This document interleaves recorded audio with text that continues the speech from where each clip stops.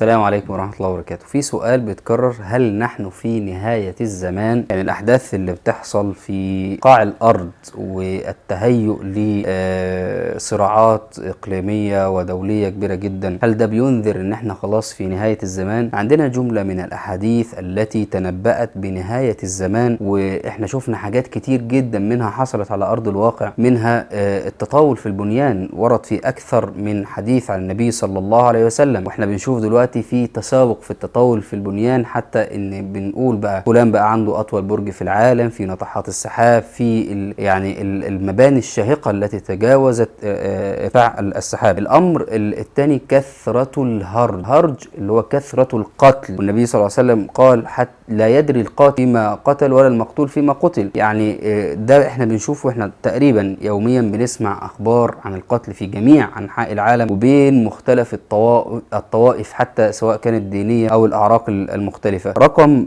3 تقارب الزمان. من 100 سنة كان فكرة إن الإنسان يوصل من مكان لمكان بتستغرق أيام وأسابيع. دلوقتي إحنا بقينا السفر عبر القارات بياخد ساعات، والعالم كله أصبح زي ما بيقولوا كده قرية صغيرة بتقدر تشوف جميع الأخبار في أنحاء العالم. إحنا نفسنا بقينا حاسين إن اليوم بيعدي بسرعة، إحنا ما بنقدرش نعمل فيه أي إنجاز. هذا التقارب بكل معانيه المختلفة، سواء كان تقارب مكاني أو زماني، أصبح واقع كلنا بنشوف ده. الله عز وجل يقول في القرآن: حتى إذا أخذت الأرض زخرفها وزينت وظن أهلها أنهم قادرون عليها أتاها أمرنا فأصبحت حصيدا كأن لم تغن بالأمس. خلي بالك، احنا دلوقتي بقى في محاولات للسيطرة على المناخ. بنشوف دلوقتي كثير من الدول في سباق في استمطار السماء. لو عندهم جفاف بيروح يلقح السحب ببعض الغازات فتتجمع ويحصل الامطار. هو عاوز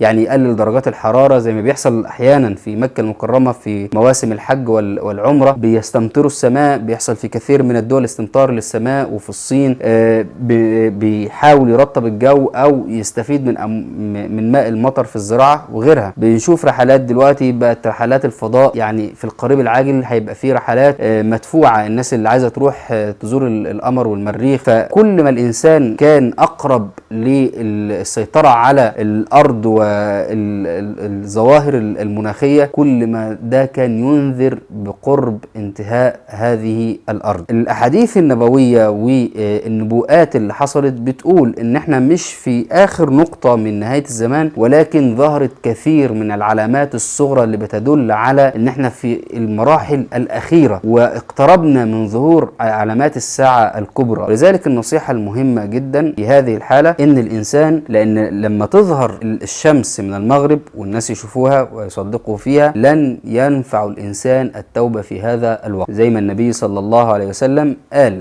اللي مش هيبقى مؤمن قبل ما تطلع الشمس من مغربها لا ينفعه الايمان ولن تنفعه التوبة. ففي زمن الفتن الشديدة والتقلبات، واحنا مقتربين على نهاية الزمان، لازم الانسان يمسك على دينه ويقبض على دينه. قال صلى الله عليه وسلم: سيأتي على أمتي زمان القابض على دينه كالقابض على جمر من نار، من شدة الفتن وكثرة الفتن. وقال إن الزمن ده هيكون زمن متقلب، يصبح الرجل مؤمنا ويمسي كافرا، ويصبح الرجل كافرا ويمسي مؤمنا. وقال إن كمان كثير من الناس هيبيع دينه بعرض من الدنيا قليل. فأفضل حل وأسلم حل إن احنا نرجع للقرآن، نرجع للدين، نتمسك به ونترك هذه الفتن. محدش عارف متى ستقوم الساعة.